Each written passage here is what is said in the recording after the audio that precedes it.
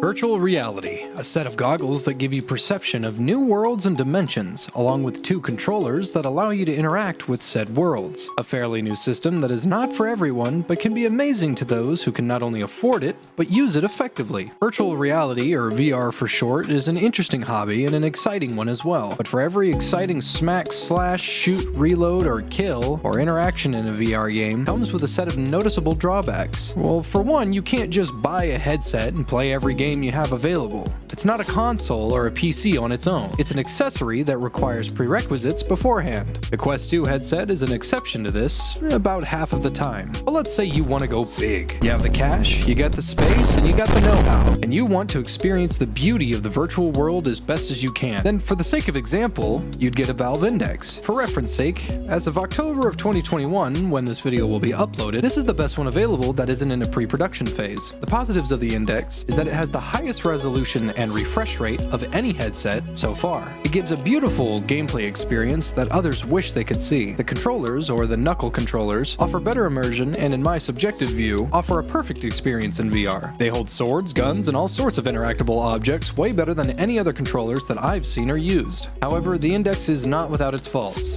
It uses lighthouses, or base stations is their official name, which means if you're not in the perfect position to use the headset, you simply can't use it at all. A problem the Rift S does not have. The Index's headpiece itself is a tad heavy. It's not unbearable, but you aren't going to be swinging around your head constantly without issues. The Index also is only as powerful as the computer that it's connected to. It's a top-of-the-line headset meant for people with top-of-the-line computers. And then the final downside I've encountered, the Index is the priciest one out there. I meant what I said when I said you had to go big. This is a $1,000 VR headset. Granted, the headset itself is only $100 more than the 256GB Quest 2 alternative, but the Index bundle comes with knuckle grips, 2 base stations, and you can get started immediately. Valve also gives any owner of a first-party Index bought directly through Steam a lifetime warranty. I've broken and scratched and maimed every part of my Index, and I've replaced every part for absolutely free. The Index isn't for everyone, but it is for me. So when I had the machine, the gear, and the space for a headset, what was the next step? Well, a headset is only that, a headset. You still have to buy games for it. So what should you get? And that's where this video starts. I'm going to recommend the best VR titles that you should give a chance when you have the cash, or BVRTTYSGACWYHTC for short. I know what I'm talking about when it comes to VR. I was voted top 100 best VR content creators on the internet, and that's a true fact. This part,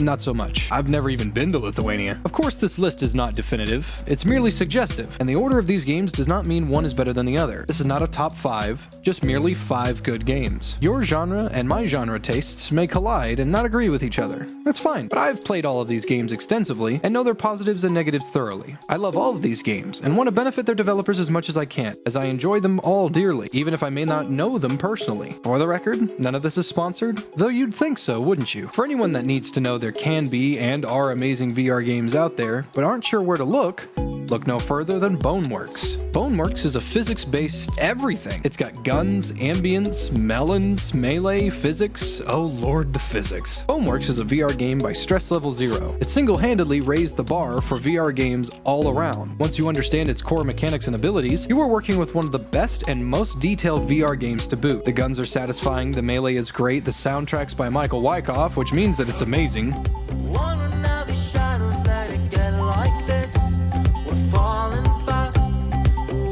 Radio buddy. And the world building, oh man, the world building. Stress Level Zero did not skip out on their ability to make you feel like you were in a simulation, an empty simulation, but when at its peak, you feel uncomfortable or like someone is watching you the whole time. It's a great set piece. It also has an incredibly lengthy campaign that lasts about 20 hours, with bonus content and endgame content on top of it. Boneworks uses its strengths to its core for sure. Stress Level Zero finds way after way to make the player know the world they're in is not another loaded chunk in this headset they're wearing. It feels like a world, a place where people congregated but no longer do. Boneworks has a multitude of very well thought out game changers that pushed it to be one of the best VR games on the market. But for every upside, there's a downside. Boneworks, for every detail they set, every move they make, or every shot you take, it feels like it's for nothing. I've replayed Boneworks 3 times.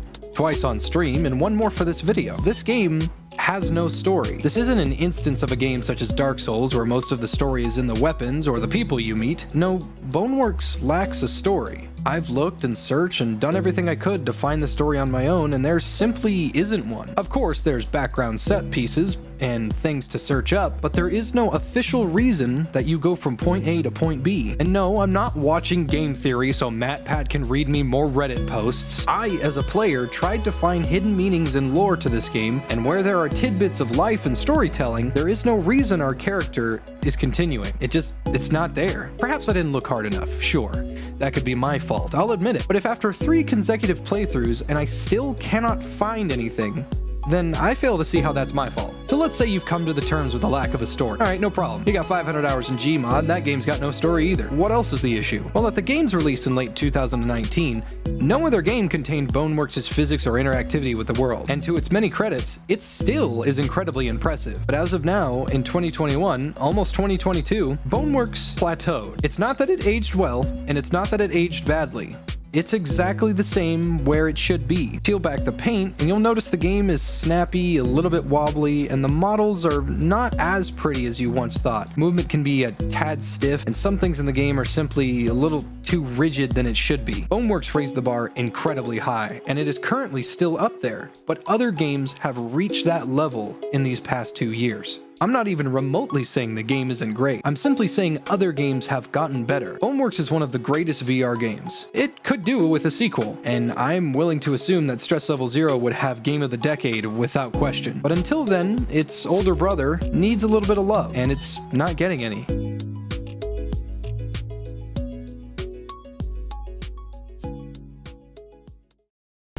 Now we're on to my favorite VR slasher. Oh yeah, baby. Blade and Sorcery is dog shit.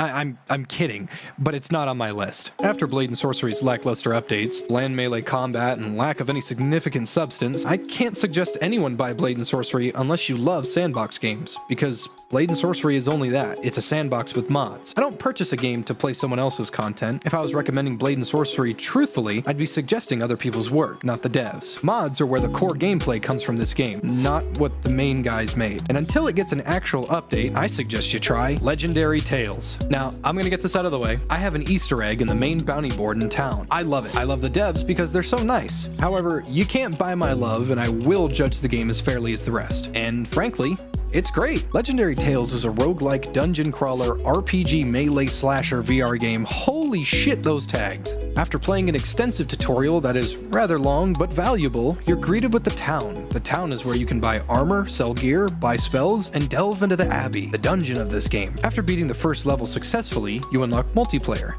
Yes, 4-player co-op. Whoa, I'm stuck in the wall. Alright. Our hands actually reacted to that. Really?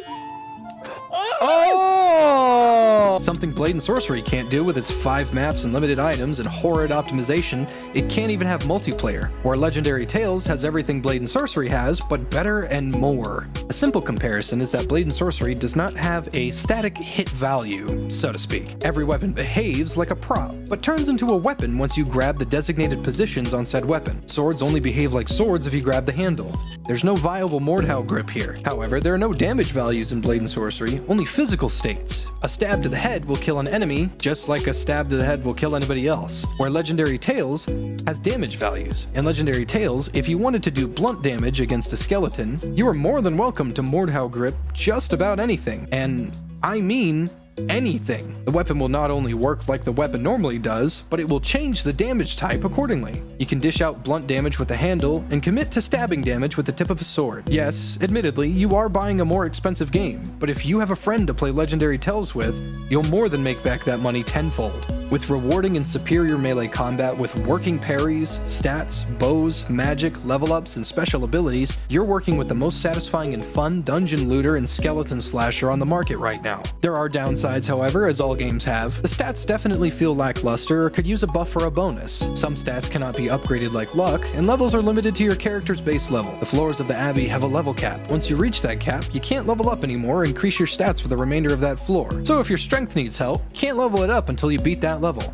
making encounters kind of frustrating if you aren't up to snuff. Fuck the goblins. They need to be taller and skinnier. Doing full damage to my toes with uncounterable abilities fucking sucks. I'm 6'3", I can't parry these little fucks. The back slot on the player is behind the waist, but you're meant to hold two-handed swords that way. It's not fun and it's goofy looking, to be honest. There's a spam limit on weapons, so you don't just flail your arms like a spaz. It's a good idea on paper. I'm doing full heavy attack swings that require my arc to be reset as if I was swinging a real sword. I'm personally doing it correctly, but with the spam limit, my weapons hit and their damage lowers significantly. Frankly, I can't stand the spam limit, since there's daggers in the game, and who doesn't want to machine gun shiv with daggers? And bows definitely need a buff. There isn't technically a story, but I'll give this one only a slight pass, with only the fact that you're a knight and go kill shit and save the town is a perfectly acceptable set piece for a fucking medieval melee VR slasher. Outside of these faults, you'll be hard pressed to find another melee VR slasher that is as up to snuff as Legendary Tales is. It's been on Steam for less than 2 months. It's already better than Blade and Sorcery, and that's some crap. If you're looking for a dedicated shooter with some more unique aspects to it, take a peek at Into the Radius. Into the Radius is a survival VR shooter stalker sim. If you've enjoyed any of the Stalker games or read Roadside Picnic, you'll adore Into the Radius. When Into the Radius first came to Steam, I had mixed feelings about it, because the optimization was awful and the game was just a different beast back then. But now that I'm returning to it almost a year and a half later, it's a marvelous work of art that showcases exactly the phrase labor of love. Into the Radius is a terrifying yet satisfying looter-shooter survival sim. You have to eat, sleep, heal, take care of your weapons, and go on missions and survive the Radius itself. I forget if the map you play on is the Radius, or if the big fucking orb in the sky is the Radius. It doesn't matter. Into the Radius somehow doesn't shit the bed when it comes to optimization anymore, and somehow it's a persistent loot-based game. For an example, if you find an SKS, you can clean it, keep it, and store it in your warehouse. Everything stored there will not move if you do not move it yourself, so realistically, you can hold an armory there, a soup kitchen worth of food, a med bay, or an ammo cache, and it will all be yours to play with if you can earn it. The difference in shooting with Into the Radius is a severe one. You don't just get magazines and load them into your weapon, you have to own the magazine, the ammo, and the weapon, load your ammo into said magazines, and set up for an expedition. When you use your weapons, they get dirty and must be maintained. Enemies are strong and scary. Your character's not a superhero.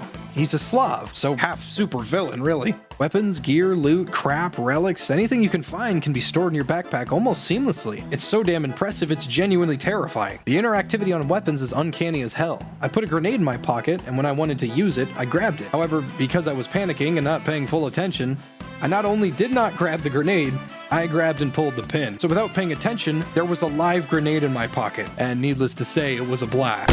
The story is, you're a Gopnik who stayed in the Radius to do something. I'm not sure. I'm not skilled enough to beat the game, but there is a story. You're being begged by this girl who seems to need help and is trapped in the Radius. She can communicate with you through these statues she leaves, but she can't seem to do much else. Put on some Stalker guitar and eat some pineapple slices, grab some WD-40 for your guns, and you're looking at hands down one of the best VR survival games out there. Almost entirely the negatives for Into the Radius revolve around the physics the game uses. Your entire body, mostly your hands, have collision, meaning if you go to grab something, it might snap suddenly, sending a multitude of items flying. Have an emptied box of ammo? Misgrab them one time and now the ammo's on the ground. Have any form of weapon being cleaned? Misgrab one time and the weapon will dishevel anything around it. The game encourages being sorted and clean, but when my guy throws bullets around like sweeping off dust, it can be tiresome and annoying. Next is the stealth mechanic. There isn't one. There is not a stealth mechanic. I'm playing on normal mode. I'm not one of the kind of guys that plays on permadeath hard mode all the time. I'm playing on normal, and it says and states enemies have a lower detection radius, but it doesn't seem to work. Into the Radius is not just a shooter. It encourages you to be sneaky and avoid conflict if you can help it. Of course, you can always just blast your way around the radioactive wastes, but nothing is forcing you to. But I have tried every way possible to be stealthy and Into the Radius. It simply just doesn't work. Crouching, walking, standing still, crouching in bushes, it just gets you killed. So I feel bad for you if you don't have any knives or ammo. There's a lot to this game. A handful of it myself I haven't even seen, but I can promise you it's a worthy purchase. You won't find another survival game as good as this one. And now, on to a comfy game. Something to tide you over, keep you calm, let you enjoy the scenery. Is that my cat? CyubeVR is here to do just that. CyubeVR is a sandbox creative Minecraft VR clone. Mouthful of words, I know, but it's so much more than that. I knew about CyubeVR way back when I first heard about VR. It's been on Steam for quite some time, since about 2018. I believe the devs had a mishap with developing, or maybe I'm just talking out my ass, but it's a good time sink. CyubeVR does an excellent job making you feel cozy and comfortable in your gaming space when it comes to mining, building, or simply enjoying the scenery. I'll be honest, there isn't much to do, but people with creative hooks will find this game to be more than what they bargained for. The crafting system is an incredible thing to learn and fiddle with. You have to, in real time, place the blocks next to each other in order to form something greater. To build a pick, stack some wood for a handle, and place some stone for the head. Simple. It gets more and more creative from there as you make torches, shovels, furnaces, and homes. CyubeVR may get a bad rap from longtime VR fans that wait for more considerate updates. But with time, I know for a fact this game will blossom into the perfect Minecraft VR clone we all want. I'm simply waiting for multiplayer. Once that hits, you'll be hard-pressed to see me playing anything else. Also, if any devs are watching, you need to add fishing. I don't care if I can eat the fish, I don't care if I can turn them into anything, I just need to be able to be more cozy. Frankly, if the devs from all the games in this list followed this chart, you're looking at an immediate very positive rating on Steam. CyubeVR's downsides consist of things mostly outside of its game. The devs are a bit slow with the updates. Now, I'm not insulting the devs, but a slow update cycle hurts all players involved. It's just a fact. However, to their defense, they are incredibly talkative and active on their Discord. So, a game with slow updates and community interaction is immediately superior to a game with no interaction at all and no updates. Inside of the game, it can be rather empty once you've reached its peak, and reaching the peak takes less time than you'd think. Otherwise, CyubeVR is a great time, and you'd be missing out heavily if you ignore this hidden gem. Now, I'll vouch and say my favorite zombie shooter is a cut above the rest. CyubeVR is a co-op survival horror shooter with a long development life by only 2 devs. You really need to acknowledge how impressive that is. And yes, these gentlemen gave me an Easter egg as well, but like before, I will be fair here. I love you, Crusoe. Its life was long spent in early access, but now that it's launched, it's one of my personal favorites. I don't even know where to truly begin, so I'll just talk about the models and the campaign for now. The models are jank. They look great in splash art and model viewers. In-game, they're not too special, but I have a secret love for them. They aren't 1 million polygon hyper-realistic models that lag the game or immediately noticed in an asset store. They're just 5 fucking people that fit the bill. Perfect. Now the campaign, spoiler-free, is a great time sink. You start off in the prologue, noticed by a man on the radio. He teaches you the basics, then you move through an open map and can tackle objectives or gather gear in any order. There's a total of 3 maps with a multitude of chapters inside, starting off in the suburbs, then moving to the sewers, then moving to the city. Going on a handful of fetch quests to rotating through schoolhouses, police stations, and hospitals. I'm going to try and explain as much as I can about these maps. They're huge. They're insane, and the game runs great with them. There's always some nice nuggets of loot in houses, caches, apartments, and more. Now, they could be Unity assets, but they're so fun to explore I just never noticed. You can open almost all the cabinets and drawers, finding good things that'll help you survive. Speaking of loot, the weapons in the game are all satisfying and fun to use as well. Maybe a couple of them are a tiny bit off model, but no weapon is left behind in the useful department. From the SCAR to the AK to the attachments, which also have their own unlock criteria, to the baseball bat, to the katana, and secret weapons too. So the weapons fit, the maps are great, the story's worth playing, and it's a rather long one, a minimum of 15 hours, 4 hours short of Boneworks' campaign. With over 3 difficulties to choose from, what else is there to do to justify the purchase? Well, the devs are also very interactive and vocal on their Discord, and even though it's still only 2 people, they find a way to talk to every person and add frequent, yet slow updates. On top of that, when you finish a campaign, they don't want you running through the same chapters all over again. They know you'll want more, so they added survival mode, where food and water and teamwork are a must-have. PvP is also a thing, but that's mostly up to the player's choice. If you want to focus on players or the already difficult zombies. The more points you get, the more XP you get. More zombie kills, more gear, you unlock more backpack slots, equipment, and more. It's an endgame with more endgame. And past that, they have trials. Admittedly, these are rather short, but more bang for your buck, right? They're 3 challenge campaigns that are self-contained. They're also very fun to take on. They include a horde mode, a heat street, and a sort of capture the point mode where you can shoot zombies from a working helicopter. All of these modes can be played in a seamless and fun peer-to-peer co-op. The campaign, survival, horde, all of it can be played with friends. 2 devs. 2 people made this game. I haven't forgotten about our undead friends either. The zombies in this game do not fuck around.